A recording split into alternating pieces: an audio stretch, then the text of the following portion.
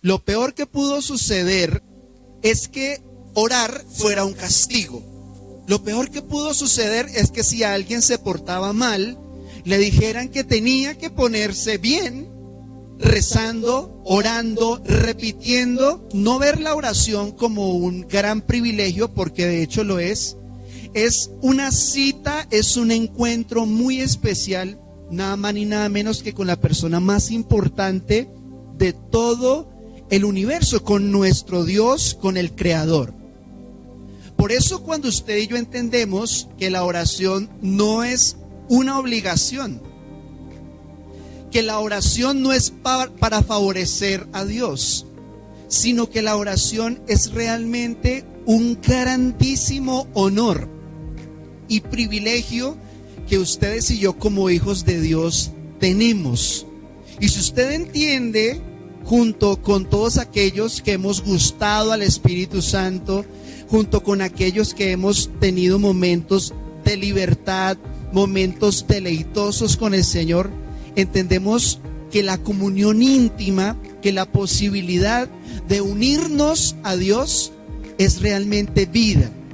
Que unirnos al Señor, que tener una cita, un encuentro con el Señor, más allá de cualquier protocolo, más allá de pagar cualquier precio para estar cerca de alguien, es realmente un honor demasiado importante, pero que muy pocas veces nosotros valoramos de la manera apropiada.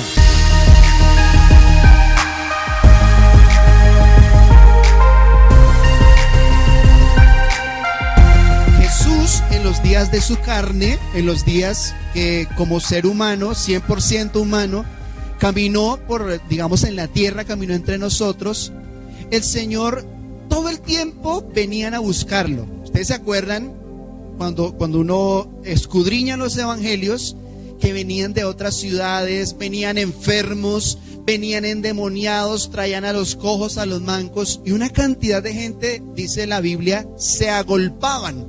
O sea, había tanta multitud, había tantas personas que querían simplemente verlo, simplemente escucharlo, que el Señor ocasionalmente tenía que huirles, tenía que salir de allí, porque dice que a causa de la multitud, dice que Jesús se iba muchas veces a un lugar aparte, porque así como nosotros podemos tener comunión con Jesús, Jesucristo en los días de su carne, Él todo el tiempo fue consciente de la importancia de esa comunión íntima con el Señor. Podemos entrar en el plano de preguntar ¿cuántos aquí oran 15 minutos al día? Levante su mano. O podríamos decir ¿quiénes aquí oran 1 hora o 2 horas o 3 horas? Pero yo entendí que hacer ese tipo de consultas en gran parte es irrespetuoso, es deshonroso, porque es poner en tela de juicio el hecho de que ustedes y yo como hijos de Dios tenemos cada uno una manera perfecta de relacionarnos con el Señor a través de la intimidad. Entonces hay personas como los fariseos que chicaneaban de que ellos oraban todos los días, de que ayunaban 2 veces a la semana. Pero el propósito de esta enseñanza, el objetivo de esto que vamos a compartir hoy, es animarle a que usted tenga una vida de oración mucho más saludable, desligada de los grandes enemigos de la oración, que no son ni siquiera la pereza, no son las cobijas, no es el frío patojo de las 3, 4 de la mañana que uno no se quiere ni levantar, y por allá algunos a las 9 de la madrugada están cantando temprano yo te buscaré a las 9 de la mañana, ¿sí? Sino que nosotros, con la libertad que tienen los hijos de Dios, comprendamos el privilegio de eso que hablábamos al principio, y es la comunión íntima. Vamos a ver algunos aspectos sencillos que creo que le pueden bendecir mucho a usted. Si usted recibe estas palabras, creo que su vida de oración va a ser refrescada, puede ser renovada. En primer lugar, vamos a ver que la oración, la comunión íntima, se fortalece cuando hay transparencia. Cuando hay transparencia es que uno puede tener una verdadera intimidad. Quiero bendecirles con un testimonio personal que creo que fue muy clave para lo que hoy considero el éxito de mi vida matrimonial. Aunque nosotros pues tenemos poco tiempo, tenemos 2 años y 2 meses de casados, está la hora que para la gloria del Señor yo me considero una persona plena en mi vida matrimonial, en mi vida familiar. Pero creo sinceramente que mucho de ese éxito tuvo que ver con la transparencia con la que la comunión con mi esposa empezó. Nosotros, digamos, empezamos un proceso de conocernos, de enamorarnos, etcétera, desde una conversación que tuvimos. Nosotros tuvimos una conversación de casi 4 horas. Casi 4 horas en las que ella digamos dio el primer paso. Ella empezó, y yo me acuerdo, pues además de que era ni vagué en tierra caliente, ella sudaba y me contó absolutamente todos los aspectos de su vida, de su familia, de su pasado, los bonitos, los no tan bonitos, cosas difíciles de hablar, cosas difíciles de expresar. Pero yo siento que digamos, en alguna medida, no solo porque ella como que ya estaba segura, ella me había echado el ojo, ¿sí? Ya no se me escapa, sino también como que de alguna manera estaba diciendo, bueno, si me aguanta el voltaje, si no le cambia la cara con todo lo que le estoy diciendo, bueno, aquí algo bueno puede suceder, ¿cierto?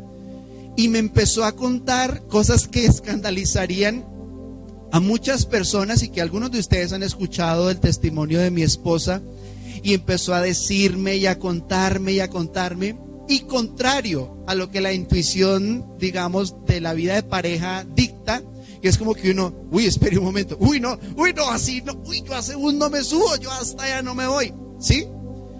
Muy curiosamente, mientras ella me expresaba todo su pasado, todo lo que estaba sucediendo, realmente en mi corazón pudo brotar un amor de Dios hacia ella mucho más transparente, porque vi que ella desnudó su alma, se mostró vulnerable, como accediendo ella primero a la intimidad de su alma, abriéndome todo su corazón. Y eso que me dio a mí, eso a mí me dio la libertad de poder acercarme a ella también de una manera transparente, ¿sí? Entonces 4 horas contándonos absolutamente todo, bueno, ella duró como 3 horas y 50, yo duré como 10 minuticos nomás. No, mentira, Dios sabe que no fue así, pero realmente esa transparencia fue un vínculo muy importante y muy bonito, y yo creo que eso es importante. El principio de la desnudez en el matrimonio. Recuerden que la escritura dice que Adán y Eva estaban desnudos, pero no se avergonzaban el uno del otro. ¿Usted se imagina que Adán se esté presentando a Eva y Eva lo coja y lo mire? ¿En serio? ¿Sí? Y usted imagina que Adán en respuesta le dijera, no, pues mira quién habla, ¿no? ¿Y cómo se siente uno cuando se burlan de las flaquezas, bueno, de las gorduras, de las flaquezas, de las debilidades, cuando uno se expone? De donde vamos a entender que una oración sana, una vida de oración sana, que empieza con integridad, empieza desde la transparencia. Desde la transparencia. Dice la escritura, amarás al Señor tu Dios. ¿Cómo? ¿Con qué? Con todo tu corazón. Y cuando dice todo tu corazón, no está hablando solamente de las cosas que usted considera bonitas. Porque si usted pone solo lo bonito, entonces no es todo el corazón. Porque la verdad es que hay muchas cosas con las que a usted y a mí nos cuesta lidiar. Entonces, las oraciones transparentes, Señor, aborrezco a tal persona del trabajo. O sea, empezar una oración así de descarnada, de cruda, puede parecer digamos, anticristiana, antirreligiosa, antibíblica, como usted lo quiera pensar. Pero yo le digo, una de dos: o usted no ha leído los salmos, no los ha visto cómo se expresa David, cómo se expresan los salmistas y son tan descarnados. Y desde la transparencia pueden decir cosas muy difíciles de expresar. Por eso yo le digo, hable con Dios con transparencia. Acérquese al Señor también con libertad. La intimidad y la vida de oración en la comunión íntima tiene que ver con la libertad. Y ya lo mencionábamos en otra oportunidad de los ejemplos extremos, ¿no? Qué bonito cuando uno puede ver en la Biblia que hay alguien que estaba muy lejos de Dios y el Señor le permitió acercarse con libertad, porque uno que empieza a pensar, uy, si esta persona que era tan mala, tan pecadora, tuvo una opción con Dios, bueno, pues debe ser que yo también puedo hacerlo. Por eso, si usted entiende, si usted comprende, acepta y recibe que es hijo de Dios, usted debe entender también, debe abrazar la idea de acercarse a Dios con libertad, de acercarse al Señor con toda confianza. Pero como estamos hablando de la oración, vamos a ver algunos aspectos que menciona la Biblia de lo que es, digamos, el llamado de Dios para nuestra vida de oración. Dice Efesios capítulo 6, versos 18 al 19, ¿cuándo deberíamos nosotros orar? ¿Cuándo dice la Biblia que hay que orar? Orando los domingos desde las 10:30, porque como no llega temprano, desde las 10:30, ¿sí?, hasta las 11:15. No, mire lo que dice: orando en todo tiempo, o sea, en cada temporada, estar orando en cada momento. Dice, con toda oración y súplica en el Espíritu, y velando en ello con toda perseverancia y súplica por todos los santos, dice el apóstol Pablo, y por mí, a fin de que al abrir mi boca me sea dada palabra para dar a conocer con denuedo el misterio del Evangelio. Entonces, ¿cuál es la invitación que está haciendo el apóstol Pablo? Dice, mire, ¿cuándo hay que orar? Todo el tiempo. Entonces, si vamos a empezar por ahí, ¿sí?, digamos bíblicamente, ¿cuál es la invitación? A que todo el tiempo, todo el día, todos los días, usted y yo podamos entender la libertad, que es todo el día, que es todos los días de acercarse al Señor. Todo el tiempo podemos acercarnos al Señor. Y ese es un principio muy sencillo. Orar siempre, como perdonar. Son palabras que van juntas por naturaleza. Perdonar va al lado de siempre, siempre. Y orar va al lado de siempre, siempre. Entonces, nunca es un momento equivocado para orar. Siempre es el momento preciso para hacerlo. Pero no vamos a hablar solo de esa oración que debe ser constante. Insisto, el objetivo de hoy, el propósito de esta enseñanza es abundar en ayudas bíblicas, escriturales, espirituales, para la oración íntima, para la comunión desde el corazón con el Señor. Y nuestro ejemplo perfecto siempre es Jesús, ¿no? ¿Ustedes se acuerdan que Jesús narra la escritura en Marcos capítulo 1, verso 35? No está aquí en las notas, pero lo acabo de recordar, donde enseña que Jesús, siendo aún muy oscuro, se levantaba a orar. Entonces, lo que los cristianos llamamos ser el devocional. Entonces, lo que nosotros llamamos hacer el devocional, que es orar o a las 3, o a las 4, o a las 5 de la mañana, es en parte una imitación de lo que hizo Jesús. Y es que él se iba a un monte y en ese monte solito se ponía a orar, a tener comunión con el Señor. Pero la Biblia nos narra dos oraciones muy específicas que hizo Jesús. 2 oraciones con un propósito muy claro. La primera de ellas está en Lucas capítulo 6, verso 12. En esos días, dice la escritura, Jesús se fue a un cerro a orar. Y allí pasó toda la noche orando con Dios. Al amanecer llamó a sus seguidores, eligió a 12 de ellos y los llamó apóstoles. Miren lo importante. La Biblia dice que Jesús se levantaba temprano a orar. Efesios nos dice que hay que orar todo el tiempo. Sin embargo, hay momentos de momentos. Hay propósitos específicos. Y Jesús lo entendió muy bien, dándonos ejemplo. ¿Cómo oró Jesús? ¿Cuánto tiempo oró Jesús? Conforme a lo que vemos acá, se pasó toda la noche. Es decir, la noche de los judíos, que empieza a las 6 de la tarde y termina a las 6 de la madrugada, el Señor sabía que tenía muy específicamente que escoger a 12 personas.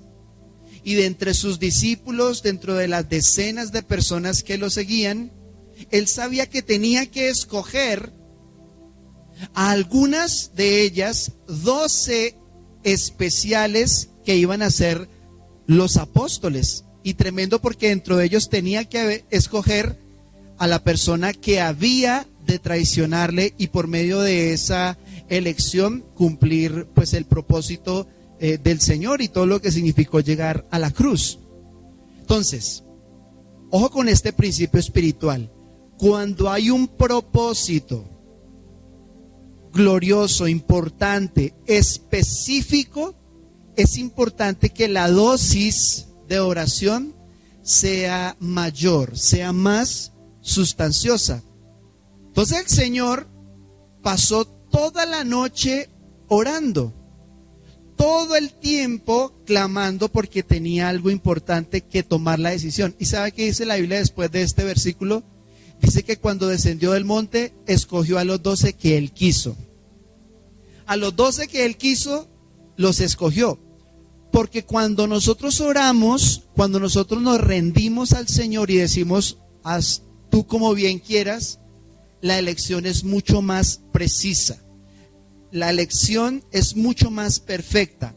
Por eso, si usted va a cambiar de país, si usted va a cambiar de ciudad, de profesión, de ministerio, si usted va a, digamos, a tener hijos, si usted va a casarse, si usted va a cambiar de trabajo, si usted va a tomar decisiones trascendentales para usted, para la historia de su familia, es importantísimo que usted redoble la dosis de oración.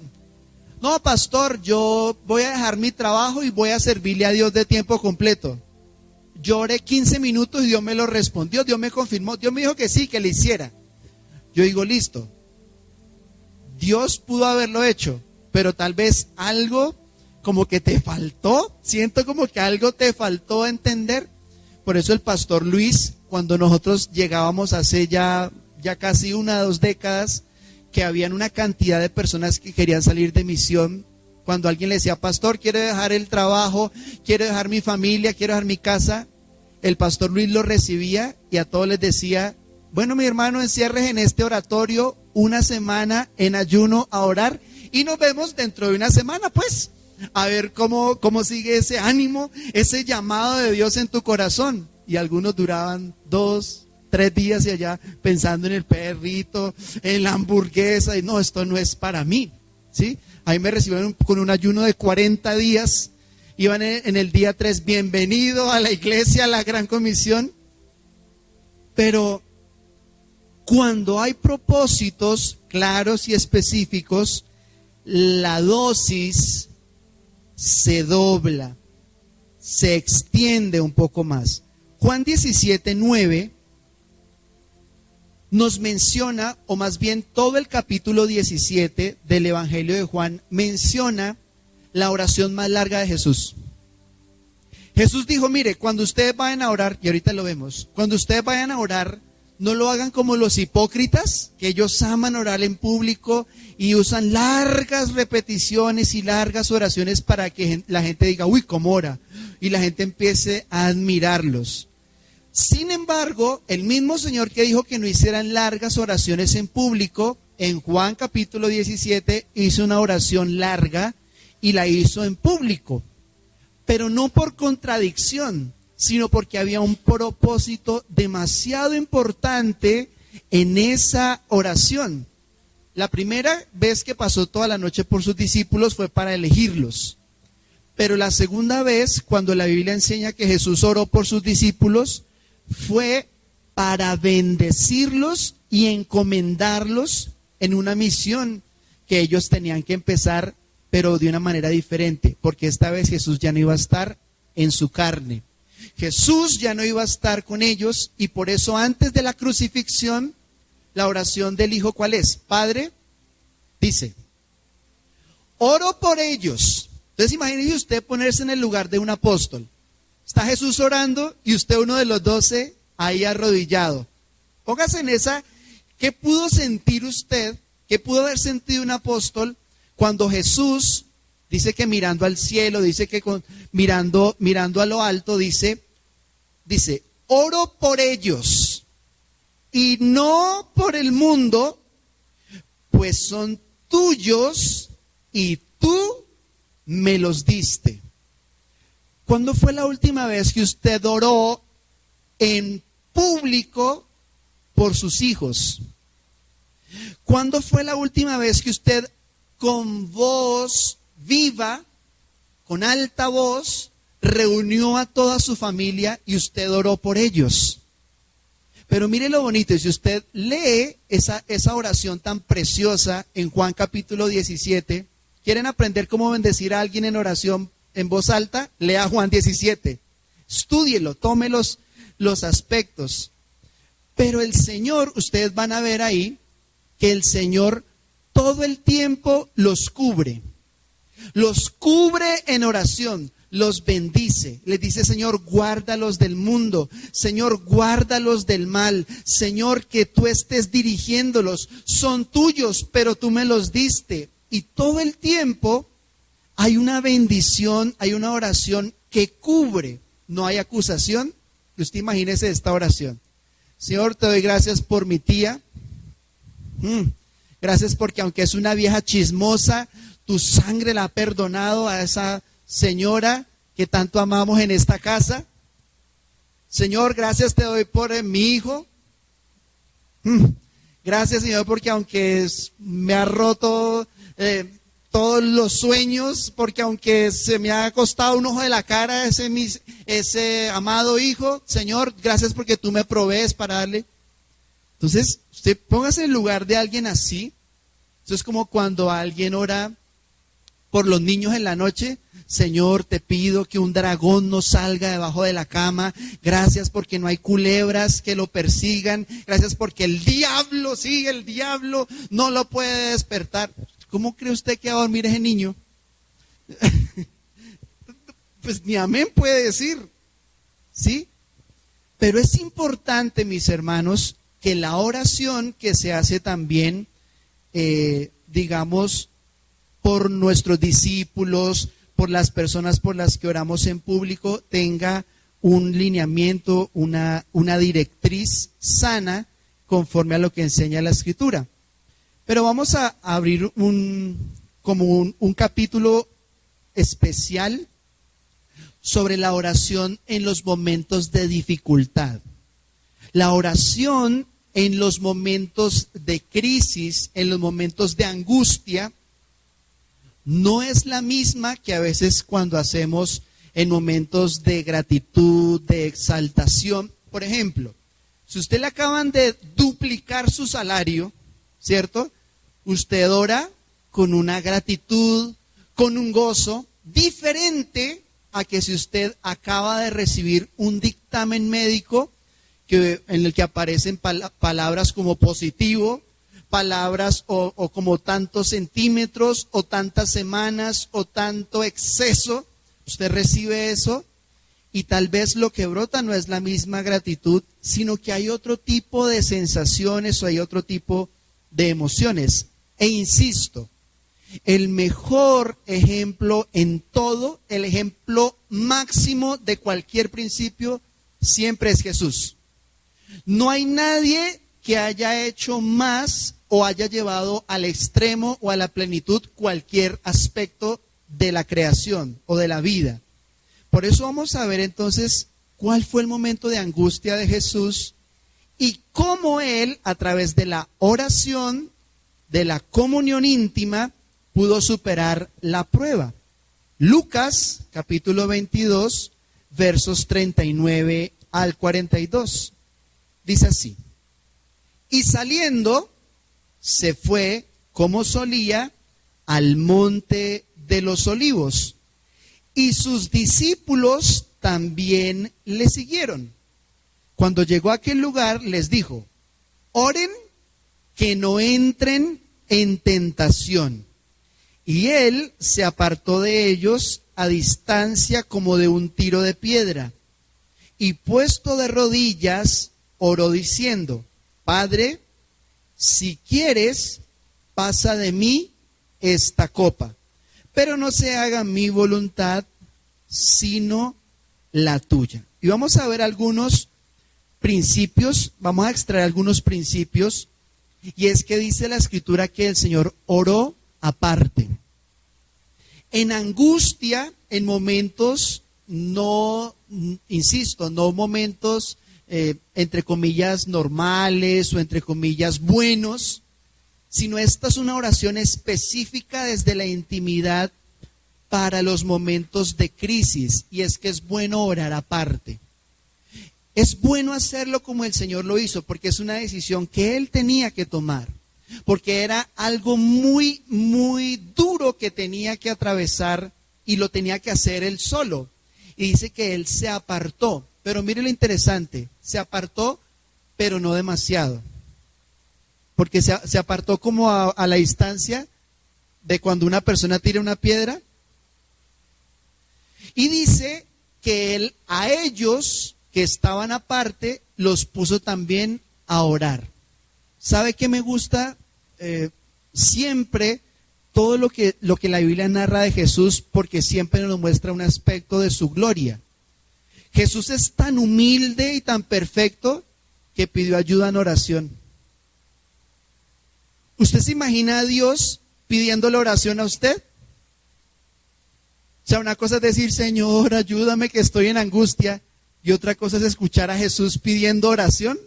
O sea, esa sola idea es, bueno, o sea, un apóstol puede haberle dicho: no, momento, Jesús, ora tú por nosotros. Y el Señor es tan humilde como cuando le pasó lo de Simón de Cirene. ¿Se acuerdan? Que cuando él se cae con la cruz que la llevaba alzando, cuando él se cae, dice que le dicen a una persona que le ayude a levantar la cruz. Y Jesús es tan humilde que no le dijo: no, no, no, yo soy Dios, yo soy el que tengo que llevar la cruz, esta es mi cruz y yo voy a salvar a la humanidad. No, el Señor dejó que un simple mortal le ayudara a levantar la cruz. Eso se llama humildad. Mire, si su hijo le quiere ayudar a pagar el recibo, acéptelo. Si su hija le dice: papá, yo este semestre ayudo con la mitad de mi pensión, con la mitad de mi semestre. Papá, este año, o mamá, este año yo te voy a pagar lo de la pensión. O abuelita, no sé. Un acto de humildad también es recibir, aunque usted piense que la otra persona no tiene para dar. Porque ¿quién está más fuerte, Dios o los hombres? ¿Quién es más fuerte, Dios o los hombres? Más fuerte es Dios. Pero mire el ejemplo hermoso de Jesús.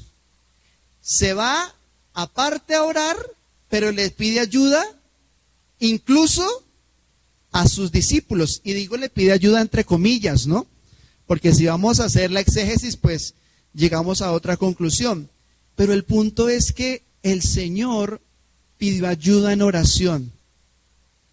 Pero no solo dejó a ellos orando, Él se fue a orar también. En angustia, apártate, pero encuentra a alguien que te apoye. Miren, este consejo es muy práctico y muy sencillo. Si se siente angustiado, listo, métase con Dios a orar.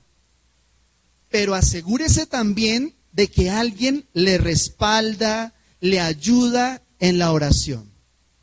Otro aspecto que vamos a ver de esa primera parte es la rendición que debe haber en la angustia. En ese momento, usted puede ver en ese versículo que estaba rendido su alma, su espíritu y su cuerpo.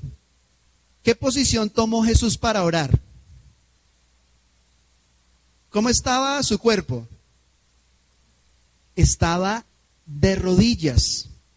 Entonces, la rendición tiene que brotar sobre todo en la angustia. En la gratitud, si usted quiere orar sentado, de pie, o si usted está tan quebrantado por el amor del Señor que usted no puede sino arrodillarse, hágale con libertad.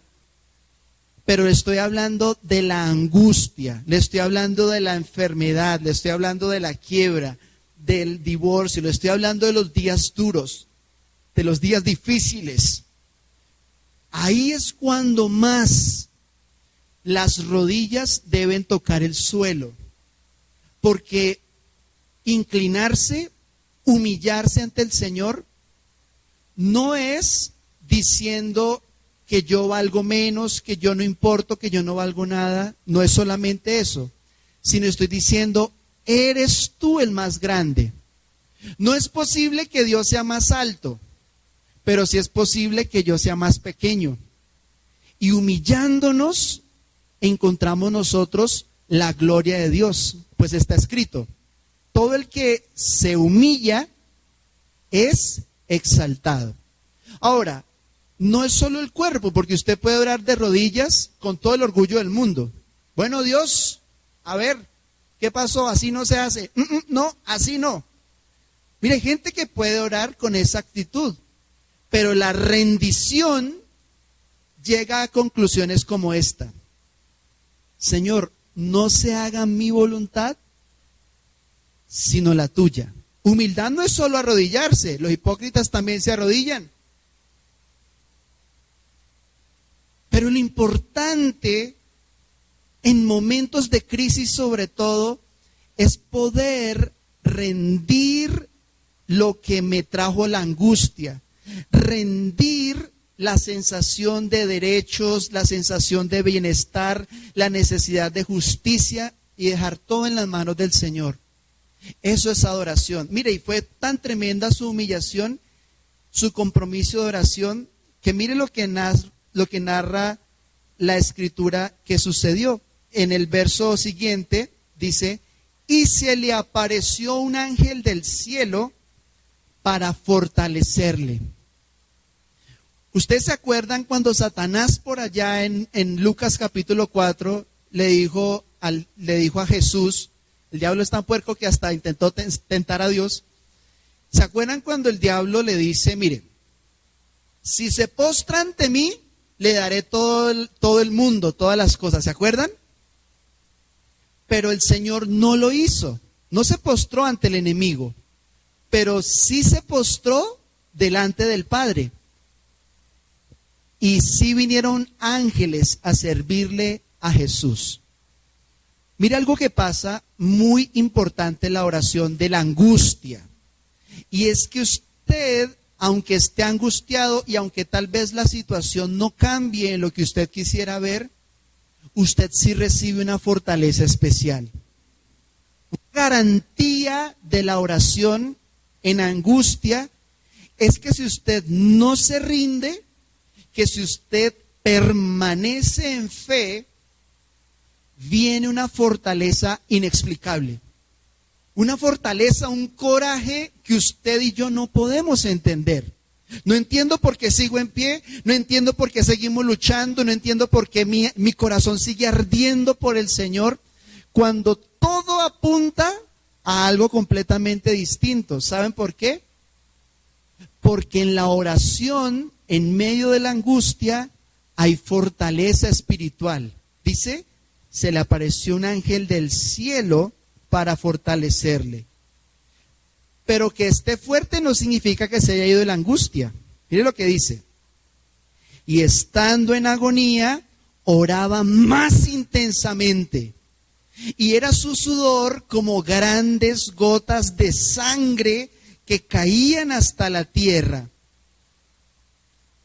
Cuando se levantó de la oración y vino a sus discípulos, los halló durmiendo a causa de la tristeza. Entonces hay dos maneras de afrontar la tristeza, la agonía. Una es durmiendo y la otra es orando más intensamente. Pero dice, y les dijo, ¿por qué duermen? Levántense y oren para que no entren en tentación. Entonces, mis hermanos, quiero ahora sí terminar con lo que considero pueden ser los 4 niveles, digamos, de oración, ¿sí? Usted ubíquese, por favor, y espero que no se ubique empezando, sino finalizando, porque vamos a hablar de los 4, digamos, niveles que narra la Biblia de la oración y cómo usted puede ser bendecido con esto que vamos a ver. El primero de ellos es el nivel de la no oración. Ese es el primer nivel. Una vida de no oración. ¿Qué nos dice la Biblia sobre aquellas personas que nunca oran? Nunca oraron. Dice la Escritura en Efesios 4 lo que hay realmente en el corazón de las personas que nunca oran. Las personas que no pueden tener libertad, intimidad, transparencia con el Señor. Dice Efesios 4, 17 al 21. Esto pues digo y requiero en el Señor, que ya no anden como los otros gentiles, que andan en la vanidad de su mente, teniendo el entendimiento entenebrecido, y esta expresión es la clave de la gente que nunca ora. La gente que nunca oró en su vida va a aparecer en este renglón. Dice así: ajenos de la vida de Dios por la ignorancia que en ellos hay, por la dureza de su corazón, los cuales, después que perdieron toda sensibilidad, se entregaron a la lascivia para cometer con avidez toda clase de impureza. Mas ustedes no han aprendido así a Cristo, si en verdad le han oído y han sido por él enseñados conforme a la verdad que está en Jesús. Este primer nivel, que es la vida de no oración, no aplica de ninguna manera para los hijos de Dios. No aplica de ninguna manera para usted que tiene a Cristo en su vida y para mí. Porque aquí está diciendo quiénes son los que nunca oran. Los que están ajenos a las cosas de Dios. Los que no aprendieron a Cristo. Los que tienen el corazón duro. Los que tienen cucarachas en la cabeza. Nunca oran porque las cucarachas no le dejan ver la gloria del Señor. Entonces, ahí estuvimos todos nosotros. Nunca orábamos. Nunca recibíamos nada de parte del Señor. Pero el segundo nivel es la oración que aprendimos de la religión. La oración religión es de la que nos habla la Escritura en Mateo capítulo 6, versos 5 al 8. Mire esta advertencia tan bonita de parte de Jesús. Dice: cuando ores, no seas como los hipócritas, porque ellos aman el orar. O sea, hasta ahí va bien. Uno dice, ay, aman el orar. Amar la oración es bueno, aunque es mejor amar la persona con la quien oramos. Pero dice, aman el orar en pie, en las sinagogas y en las esquinas de las calles. ¿Para qué? Para ser vistos de los hombres. De cierto les digo que ya tienen su recompensa. Mas tú, cuando ores, entra en tu aposento y cerrada la puerta, ora a tu Padre que está en secreto. Y tu Padre que ve en lo secreto te recompensará en público. Y orando, no uses vanas repeticiones como los gentiles que piensan que por su palabrería serán oídos. No se hagan pues semejantes a ellos, porque su Padre sabe de qué cosas tienen necesidad ustedes antes de que le pidan. La oración religiosa tiene que ver con la repetición de la repetidera, tiene que ver con palabrerías, tiene que ver con una serie de rituales, pero sobre todo con la intención. Porque aquí, ¿cuál es la intención que Jesús está denunciando? De ser visto por los hombres, de ser admirado por los hombres como alguien muy espiritual. Porque la verdadera espiritualidad que nace de la comunión íntima está precisamente en lo secreto. La oración más eficiente, más eficaz, es la oración en lo secreto. Amén. En tercer lugar está la oración naciente. Digamos, yo le iba a poner como oración inmadura, pero no me parecía la palabra precisa, porque la oración, cuando ya uno está empezando su vida de fe, sí está llena de inmadureces. Pero es mejor tener una oración inmadura que no tenerla. Usted no espere hasta que se conozca toda la Biblia y todos los principios para orar. Yo le digo a los jóvenes que me están escuchando, usted también puede orar. Yo le digo a las personas que están recién empezando su vida con Cristo, es un privilegio que usted no se puede perder. Así usted no se lo sepa, así vea pocos resultados, así sea una oración inconstante que tal vez sí hoy, pero no mañana, porque la oración que está empezando tiene muchas emociones. Entonces el día que estoy alegre, oro mejor, y el día que estoy triste, ni siquiera oro. Pero dice la Escritura en Santiago 4:3, explica en estos dos versos que vamos a ver qué pasa con la oración de los cristianos que no saben orar, que tienen una oración inconstante. Dice Santiago 4:3, dice: y cuando le piden a Dios no reciben nada, porque la razón por la que piden es mala, para poder gastar en sus propios placeres. Y Romanos 8:26 nos advierte esto: de igual manera el Espíritu nos ayuda en nuestra debilidad, pues qué hemos de pedir como conviene, no lo sabemos, pero el Espíritu mismo intercede por nosotros con gemidos indecibles. Entonces, uno de los testimonios más hermosos de Moniquita, hace más o menos unas 3-4 semanas que estábamos allí en su casa, nos contaba: ya estoy orando sola. O sea, uno puede decir, no, bueno, sí, ya está orando sola, adiós, chao, Dios los bendiga. Pero para mí eso fue un tesoro muy grande, porque es una victoria personal. Alguien que nunca oraba con la consistencia, con la respuesta, y empezó a decir, pues ella nos decía muy francamente, pues yo a veces no siento nada, pero aún así yo oro y yo sé que Dios, y ya después nos contaba un poco cómo si se sentía más fortalecida. Y eso es una victoria de fe muy grande. Es una victoria, es una pequeña gran conquista, poder orar uno ya a solas, hacerlo con fe, consciente de quién es Dios. Y eso está muy bien. Es perfecto empezar con una oración naciente así, con una oración a solas, pero hacerlo para el Señor. Pero en último lugar, vamos a ver de estos 4 niveles lo que es la vida de oración. Y quiero que veamos una oración muy, muy, muy importante en la Biblia. Hechos capítulo 4, versos 24 al 31.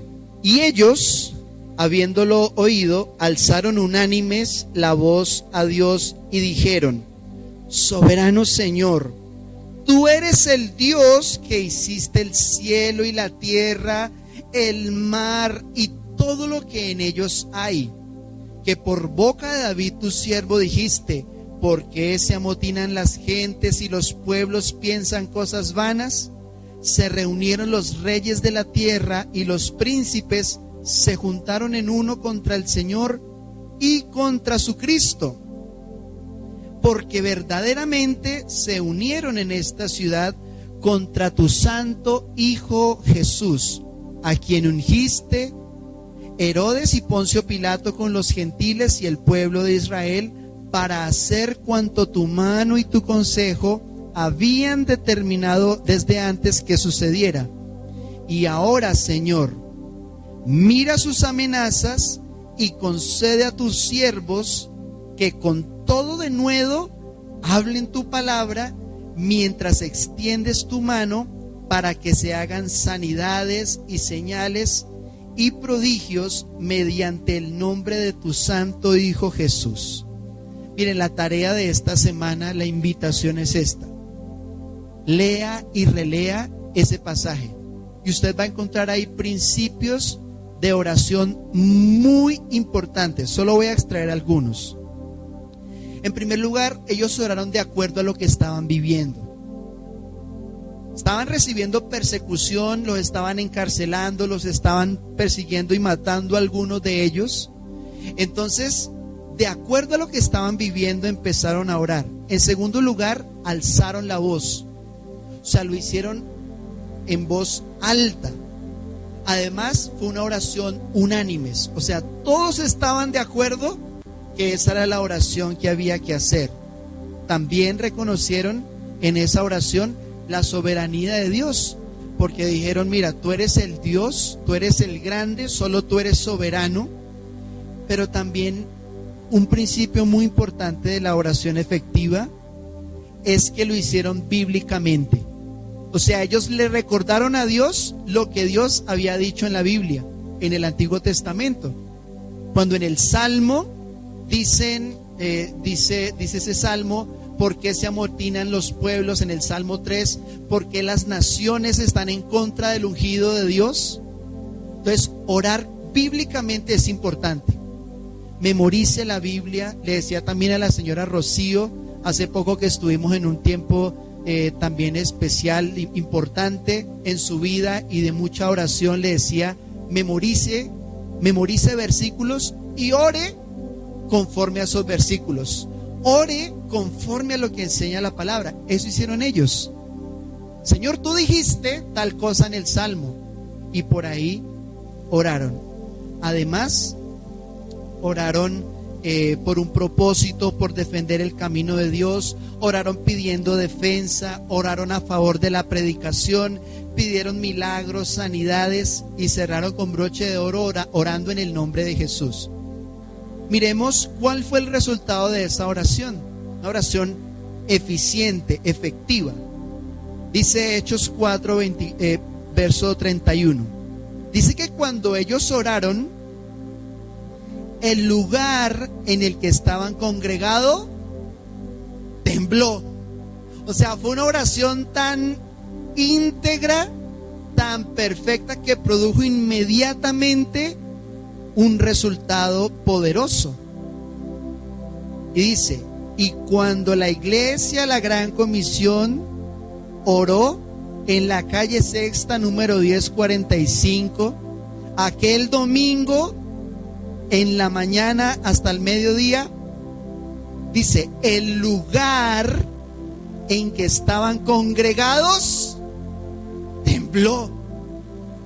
Una cosa es decir palabras al aire, y otra cosa es cuando la respuesta de Dios no tarda y dicen: aquí estoy, por mis hijos, por los que compré con mi sangre. Y dice: y todos fueron llenos del Espíritu Santo y hablaban con denuedo la palabra de Dios. Esa es la vida de oración que todo pastor, que todo cristiano sueña para su iglesia. No que siempre tiembla, ¿no? ¿Se imagina uno que siempre que nos reunimos a orar esté temblando? Uno ya como que, ¿sí? Pero que siempre podamos tener esa fortaleza, esa seguridad y esa llenura del Espíritu Santo, ese resultado y ese propósito. Intimidad con Dios es guardar las palabras de Jesús.